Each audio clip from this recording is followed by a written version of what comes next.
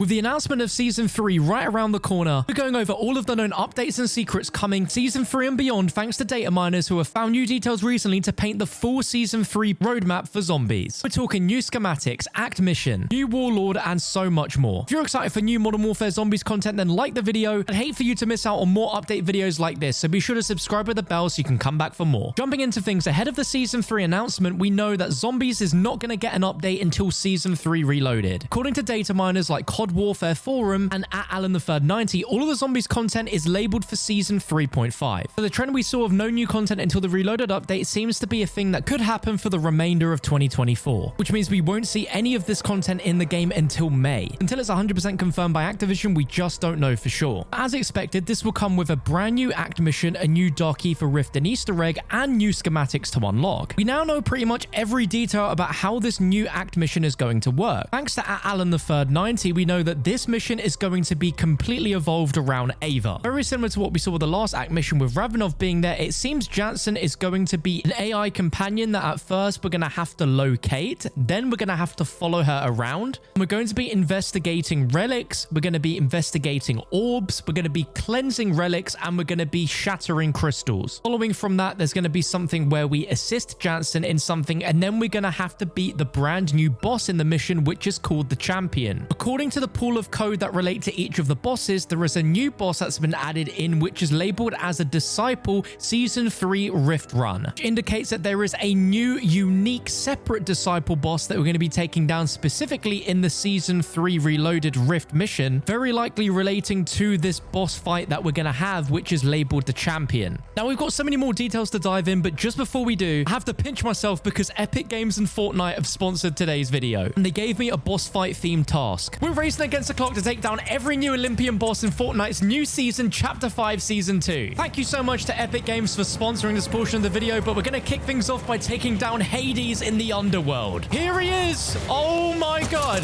Give me your life force. I don't think so, buddy. He's actually taking my health. That's not very nice, but there he goes. And he's dropped the Hades Harbinger SMG. Next stop is Grimgate, because here we've got the Cerberus boss, so let's challenge it. Here he is. Shotgun versus shotgun. Who's gonna win? Oh my god.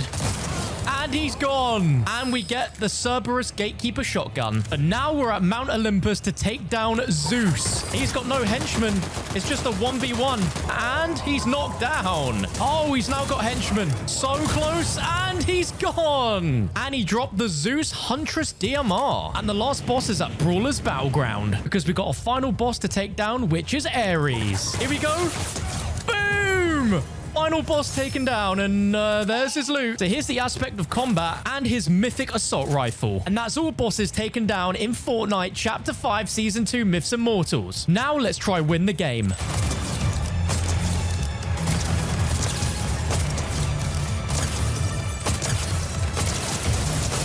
I'm not gonna lose. Not now. Let's go!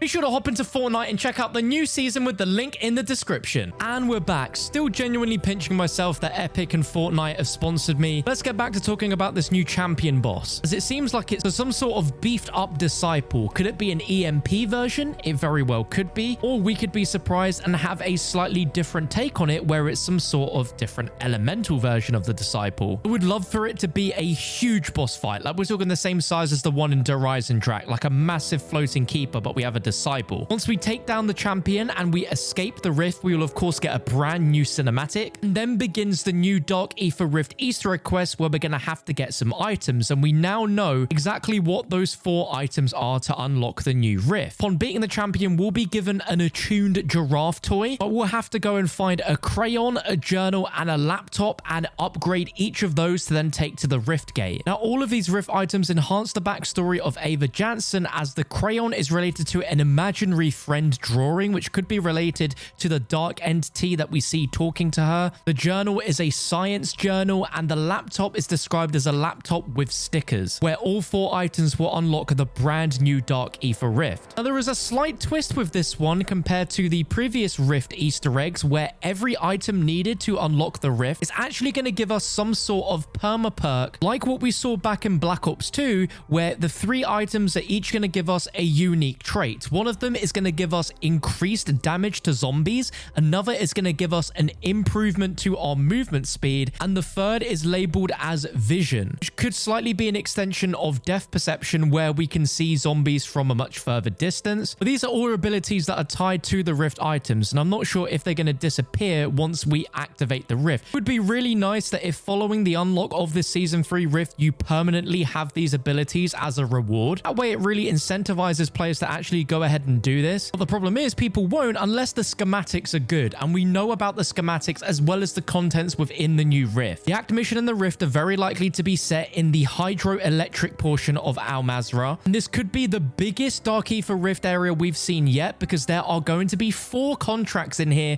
rather than 3. We've got an Outlast, a Escort, a Big Bounty, and then for the first time in the Dark Ether Rifts, a weapon stash contract. Now, of course, 4 new contracts means 4 new schematics, and what's interesting is that the new schematics are actually going to be based off different pieces of current and future warlords. Shared on Twitter by @Alan3rd, we can see that the schematics involve different pieces of equipment from each warlord. Starting off, there's a reference for a warlord chemist mask as one of the new classified schematics, which is a gas mask from an upcoming warlord called the Chemist. The Chemist will apparently look just like this Dark Ether skin that we got in Season 1, so the idea is this schematic will be a brand new gas mask which will be a level above a durable gas mask, perhaps being double or triple the amount of durability as a durable gas mask, or allowing you to be in the gas infinitely. It has to be something mega strong for it to be a classified schematic. There's also a chance that the Chemist is already a warlord that we have in the game, it's just labeled as Enquiries, the latest one, and with the other warlord All for One labeled with a beret, we know that Legacy is a warlord that has a beret, so it's most likely him. Let me know your thoughts in the comments as we go through, which could grant you some sort of additional benefit, although at the moment we don't know what that is. But at COD Warfare Forum also posted that there was something to do with zombies where there is something called a warlord disguise and a warlord disguise skin, which might physically change your appearance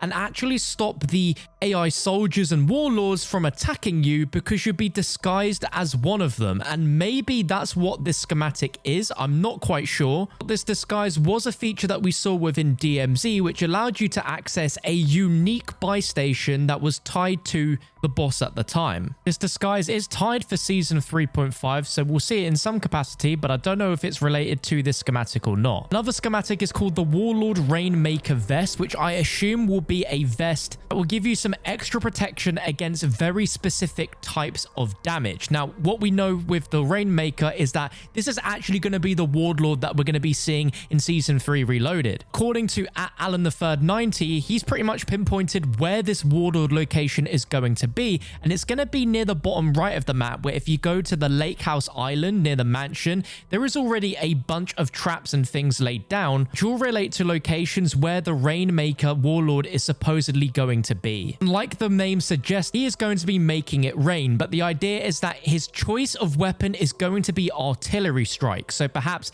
this vest, once you get it, will give you protection from all sorts of damage like that. The last schematic is labeled as the Warlord Maestro mod, and according to the code, the Warlord Maestro is the code name for Dockerby. We have no idea what this mod is. Does it stand for something, or is it literally in the name of a mod which could modify your weapon in an additional way that we've not yet seen before? When I hear the word mod and I think about it improving or being an addition to a weapon that you've got, it makes me think of the Arc from Extinction, which was an attachment to the barrel that improved the weapon's damage and range. So that'd be pretty crazy if we got something like that, which could make any weapon even more stronger than it already is. But I think stuff like that definitely adds replay value, as it makes all guns better. Like we've seen that already with the Mags of Holding transforming how some of the guns operate. Now, according to @Alan3rd90, there is also going to be a holdout contract added to Modern Warfare Zombies at some point. We don't know if it's Season 3. The holdout is a contract that we saw in the original Outbreak, but for this iteration in the holdout, you're going to activate a PND and you're going to be holding throughout 3 different stages of it being active. So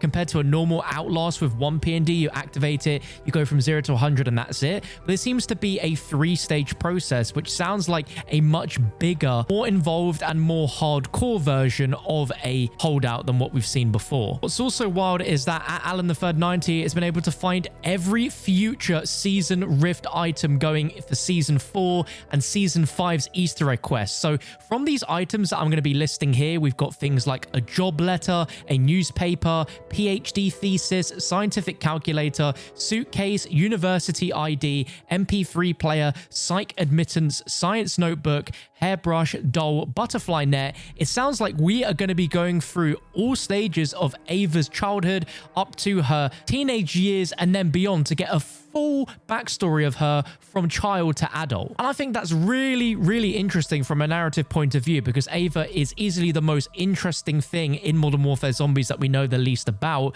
We obviously want to know a lot more about her, and it sounds like these are going to be a lot more involved quests that explain all that story. This also shows that everything that we have gotten so far and will ever get for Modern Warfare Zombies has been planned out from the beginning, where it doesn't seem like anything's gonna change. As for future content coming down the line with Season 3 Reloaded and even in the future, there is a chance that the golden loot chest that we saw in the original Outbreak, which involved you having to collect a bunch of zombie souls in order to open, could be returning. We have a massive list of warlords that are still yet to come to the game, such as the Hammernaut, Juggernaut, Gunslinger, MD, Phalanx, Rainmaker, Rush Hour, and Shadow. There are a good 5 in there that we still haven't seen yet in the game, and with a few seasons left, I don't even know if these will all make it. One of the most controversial new features that could be coming to MWZ in the future is PvP. We've spoken about it quite a few times here on the channel already, but from a recent tweet from Semtex Leaks,